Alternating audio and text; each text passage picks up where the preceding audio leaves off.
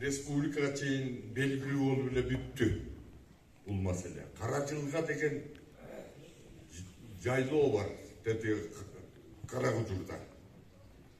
Ошол жанагы мурдакы баягы Советтер Союзунун учурунда немеге өтүп кеткен да. Нарын районуна УДП деп. Убактылуу пайдалануу.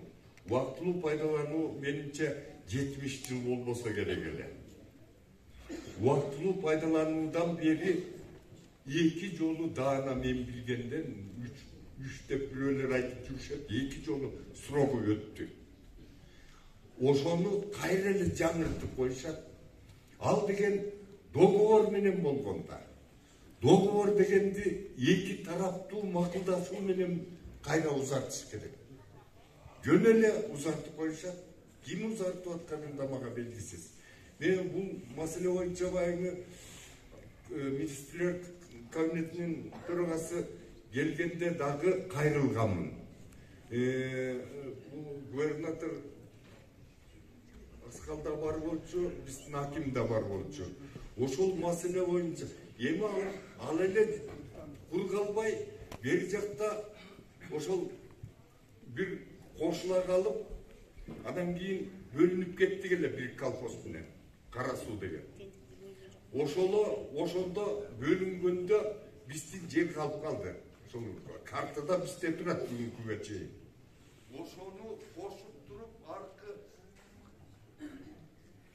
аркы алынга тияктан алынчу, Нарын районунан алынчу жерди. Ошону коштуруп туруп, ошол деген Аккия эли чийдирип алыптыр. Мына биз аким бул боюнча билет, биз кайрылганбыз. Ошолор кандай тагдыры эмне болуп атат? Булар кандай маселе? Бул жер талаш маселе кыйын. Бул илгертеден бери чырдын баары ошондон чыгат да. Эми жаман сөз айтпай эле коеюн. Абдан жаман нерселердин баары ошол жердин маселеси. Мындай тийиштикти кылбай эле койсо деген ойдомун да. Шуну кандай чечилип атат? Рахмат, Ташкенбек ага. УДП маселеси мындай экен. Сиз айтып атасыз го, эки тарап тең макул болуп, анан кийин чечилсе жакшы болот эле деп. Жана узарткандагы бул айла жоктун жолу болуп атат. Мен мына баарыңыздарды чогултуп, аксакалдар баш кылып чогултуп олтургузуп көрдүм. Кызыл чеке болуп, бир-бирин аябай катуу эмеге чейин барып атышат да. Bir taraf немистер болуп атат, bir taraf биздикилер болгондой да. Эки тарапты олтургузуп чечишип алгыла десең, ал жерде чоң согуш чыгат. Чечише албайт. Бул өтө оор маселе. Айтып коеюн, бул оор маселе. Ошон үчүн бул маселени мамлекет баары бир чечет. Эки тараптуу кыла турган болсок, мен мисалы жеке өзүмдүн көз карашым, ага көзүм жетпей атат, ушу ынтымакта мейли олтурусуңар эм кете бергиле деген андай болбойт экен. Ошол эле мезгилде Нарын району Кочкорго берген жерлер да бар. Көбүрөөк жерлер берилген УДПга. Жумгал менен Акталаны кошондой.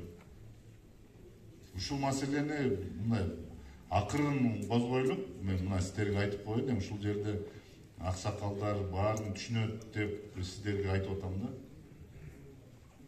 Чечилет бул маселе акырын. Мына Нарын областында эң көп, эң жайыты көп областтардын бири, эң жайыты көп.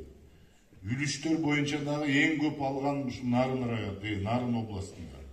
Бирок маселе абдан бизде эң курчурак.